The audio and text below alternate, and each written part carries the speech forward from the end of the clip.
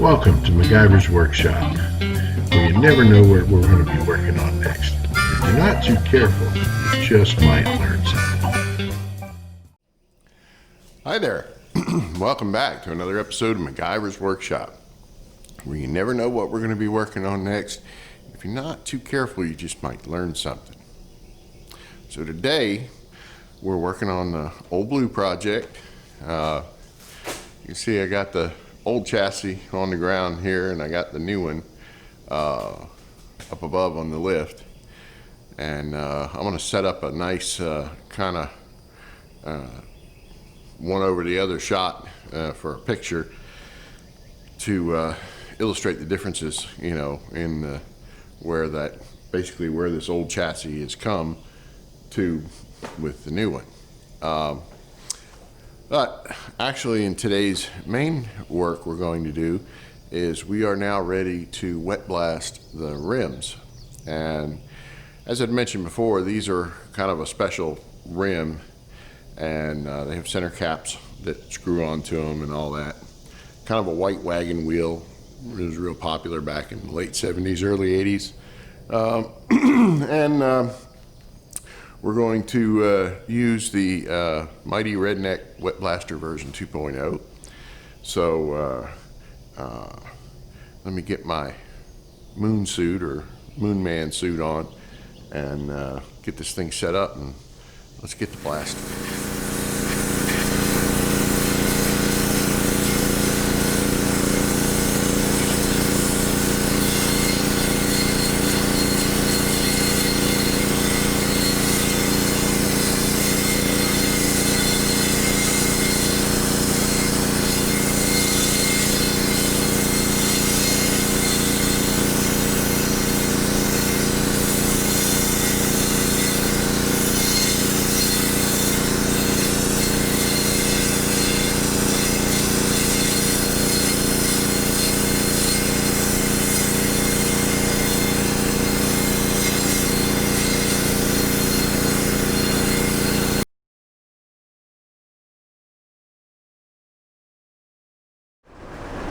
Okay, we've got our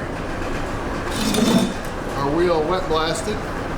Now you'll notice I only focused on wet blasting the front here because obviously we want to make sure we get that as cleaned up as possible. Just to give you an idea, just to wet blast this front face of the wheel took about 5 bags of media, and you don't get it back. I mean, it's out all over the ground out there. So for the rest of the wheel, like the sides here and the back,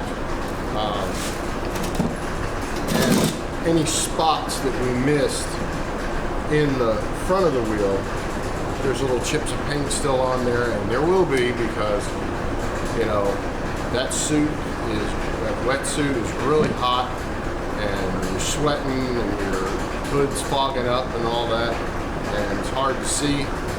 So you're gonna miss spots, but that's okay. I mean, we can clean it up with this cup wheel on the end of an angle grinder, and then for any little intricate spaces, we've got different size wire wheels that we can use on our electric drill. And this kit, you can get at Harbor Freight. It goes from the big down to the little and the cup, or the straight brush. I don't know, $5-6 or something. It's worth getting. So now I'm gonna go ahead and tidy up any spots I missed on this face here, and then we'll start working on the sides and the back.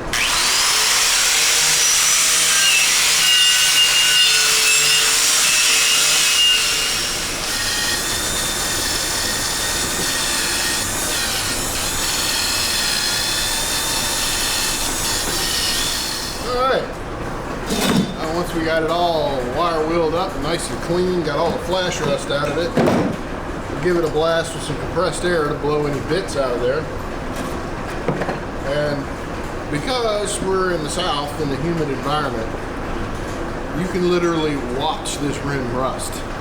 So, and I'm not joking. I'm serious. It's called flash rusting. And when you take something way down to bare metal like this, you know, you can literally watch the rust start, the brown color starting to come up. So what we're going to do is we're going to clean this face of the rim up and put some prep on it, and then go ahead and shoot it with that etching primer just to protect it and while we work on the rest of the rim.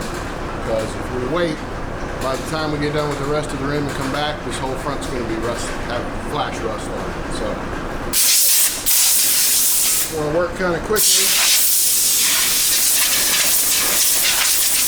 And be careful if you're sweating and you reach over the rim and a bead of sweat will drop down on there, bam, it's going to start rusting just like that.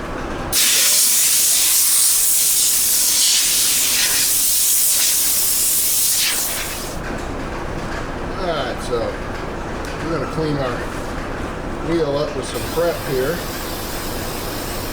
It's always a good idea to spray it on the rag.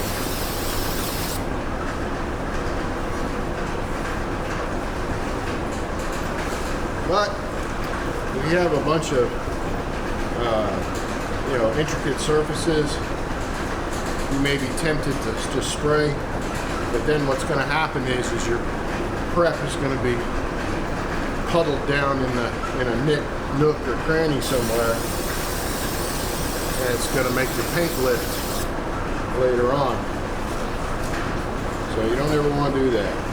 Always want to put your prep on the rag.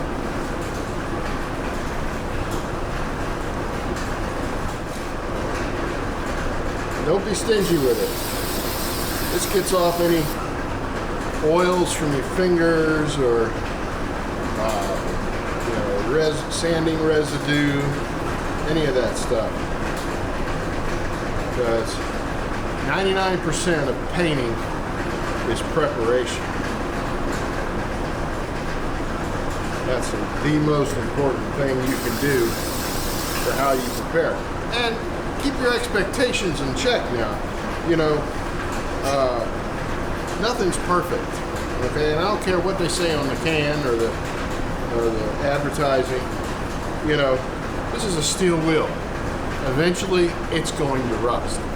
You know, a rock's going to kick up off the road and chip the paint, and the rust is going to start. It's going to happen. Just deal with it and move on. But it's a simple matter of nature and physics. You know, oxidation. Everything wants to turn back to dirt and dust and rust. So, best you can, you know, just do the best you can and clean and prepare your work, and that'll give you the best shot. So, alright, so we got that. In some other instances, you know, you may want to scuff up with a Scotch-Brite pad or something and then prep it, but since we use wire wheels, our surface is already pretty well scuffed up. Now, I'm using the DupliColor process, and don't think that, you know, because I'm using a spray can, that it's going to be a hinky job, okay? This stuff here is, you know, super high quality stuff, and it's specifically designed for wheels, okay? So the paint has a higher pigment content than regular automotive body paint. It has better adhesion qualities. You know, it's an altogether different animal. You know, I'm not a body man, so I don't know everything, but I did learn and ask a lot of questions before I did this. And I was thinking that I was going to use, you know, regular auto body paint, spray the wheel with two-step, you know, base coat clear, and then all that. And old body man told me, nope, just go with DupliColor or VHT, stuff in the spray cans. Make sure you get the prep, the etching primer, and the base color, and then clear. And he said that's better than, that'll hold up better than any auto paint. And he's got a busy body shop. been around for like 30 years and very highly revered in the community. So I'll trust what he says, because he does it for a living. So we're going to go ahead and I'm going to put you on hold here, because I'm going to go get my little gun thingy so I don't wear my finger out. All right. The other thing that's very important is mixing. You know, when they tell you to shake this can for 2 to 3 minutes, that's what they mean. And you want to follow all the instructions on the can as far as temperature. You know, if it's raining, you really don't want to be painting, because the humidity in the air will just lift your paint later on. So, alrighty. Boy, these things are a godsend, man. Otherwise, your finger gets all messed up. Give it a couple shots to clear the nozzle.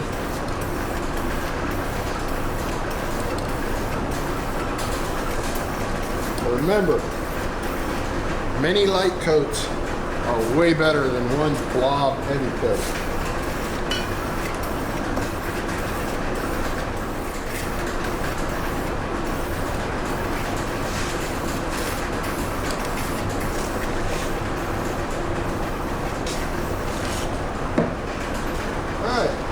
We'll let that dry for a few minutes, and then we'll go over it with some fine sandpaper, knock off any nibs or anything that we see there, and coat it again. It may be hard to see, but you can see all the little nibs of dust and whatever that got into the primer as we were spraying it. So we're going to hit it with a little 500 grit and smooth it all out before we spray our second coat. And we just want to knock all those high spots down.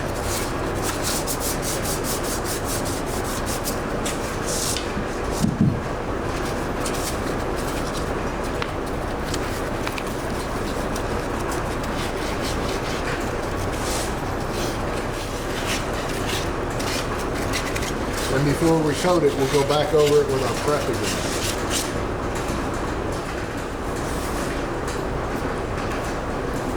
Now we'll blow it off with some compressed air.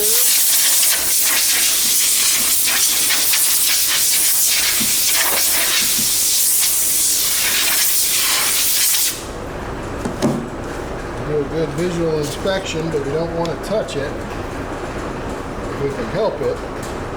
Well, at least not after you prep it anyway.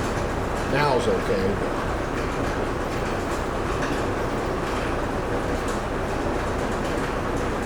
Spot there I missed.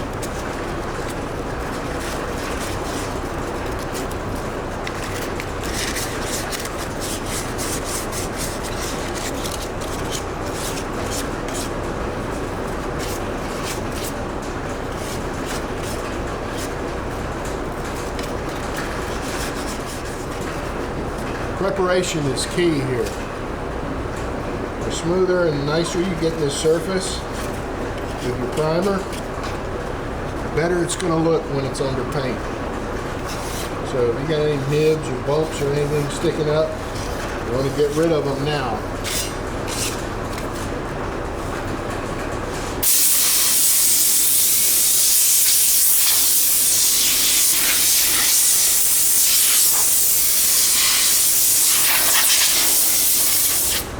And again, always spray it on the rag.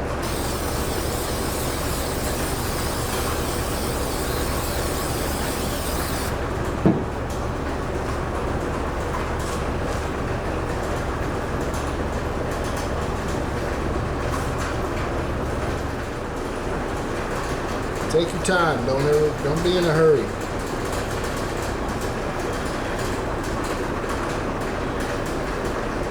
It's like making miracles.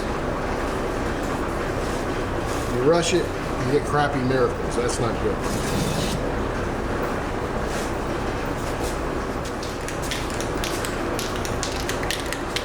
You'll notice I switched tables. And of course shaved and got a haircut since you last saw me. We had our I always go get my hair cut when my wife gets her hair done. And we've been using the same lady, or I've been using her for, gosh, what, 20 years now maybe? And 15 years, 20 years, something like that. And she's really, really good. And she's also very good with color. So my wife just loves her because, you know, she gets her hair colored all the time. And it's Tara Spivey in our salon. And look her up on Facebook. She's really good. If you're in the Nashville area, yeah, she's worth driving to find her. But she's got a booth in our salon in Douglasville.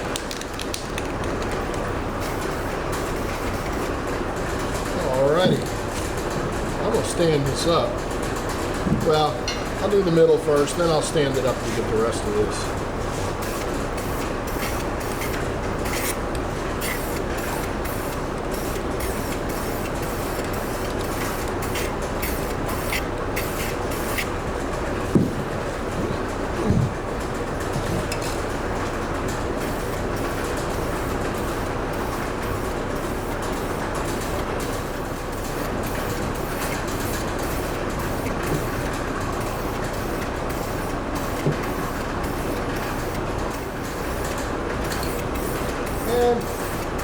Once you get it coated, you'll want to give it about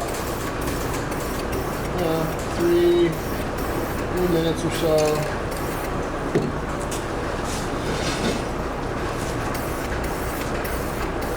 To dry, and then you can coat it again.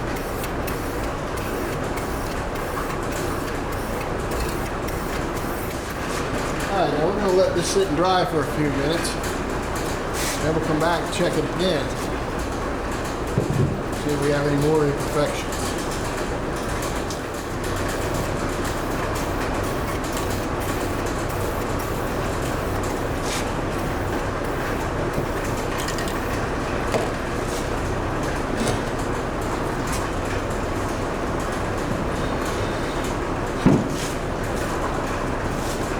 All right.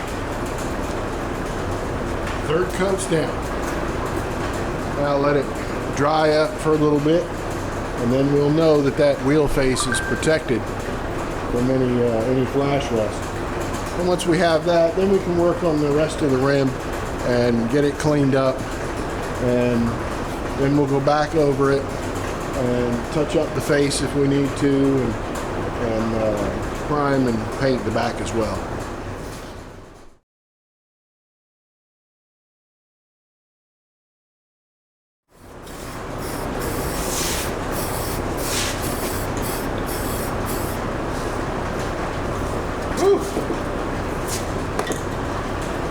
Now we got our final coat of primer on the wheel here. We'll let it cure, and then we'll be ready to shoot some color. Right. Now it's time to get ready to shoot some color. I want to blow it.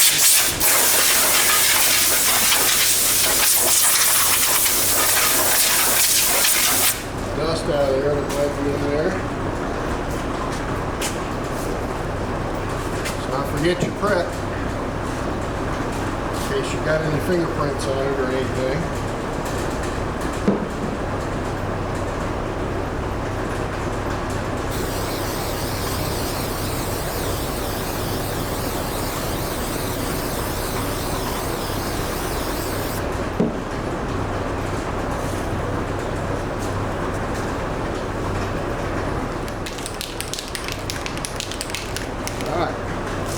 Get some color now on this stuff.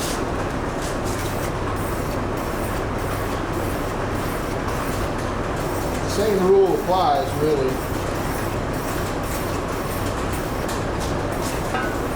I always want to at least start off with a light coat.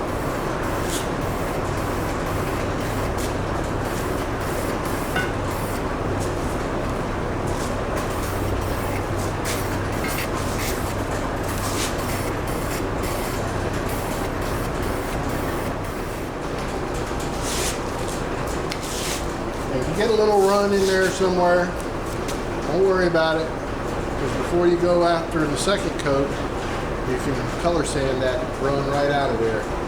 Because this is going to be a two-step process here where we put our color coat down and then we're going to shoot a clear protective coat over it. So, not the end of the world if you get a little run on there.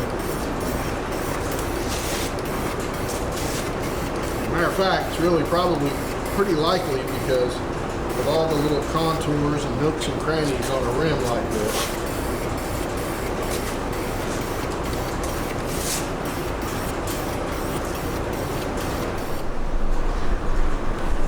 Well, unfortunately, my cell phone battery decided to die on me, so we'll use the big camera here.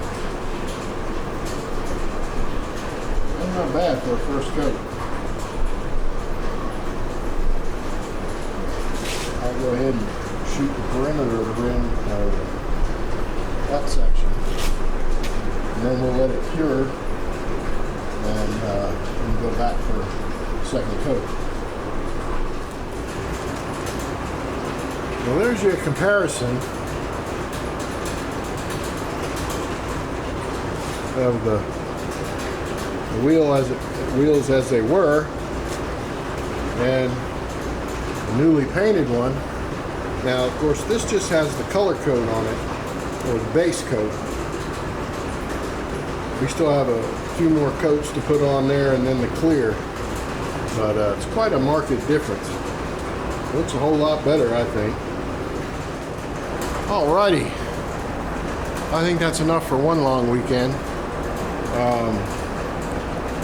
Once I get the engine and everything out of this one and get this pretty much stripped down to the same as what this new frame looks like, then we can do kind of a side-by-side, or I may just do an over and under comparison of the two, so you can get a look at both of them together. But anyway, thank you for watching. Always appreciate everyone checking out my channel and my videos. Please subscribe if you like what you see, and don't forget to click the little bell icon, ring the bell as they say, and that way you can be notified next time I put a video up. I work a day job, a rather demanding one, but it's so I don't live off of YouTube. I can't put videos out every day, so you know, having that little notification thing will help you out a bit. So, and of course, please feel free to comment. We'd love to hear from you. Suggestions, critiques, whatever. Just keep it clean. It's a family show usually for the most part. And also, you can email me at macgyversworkshop@gmail.com, and I'll get back to you as quick as I can. So, again, thanks for watching. See you later.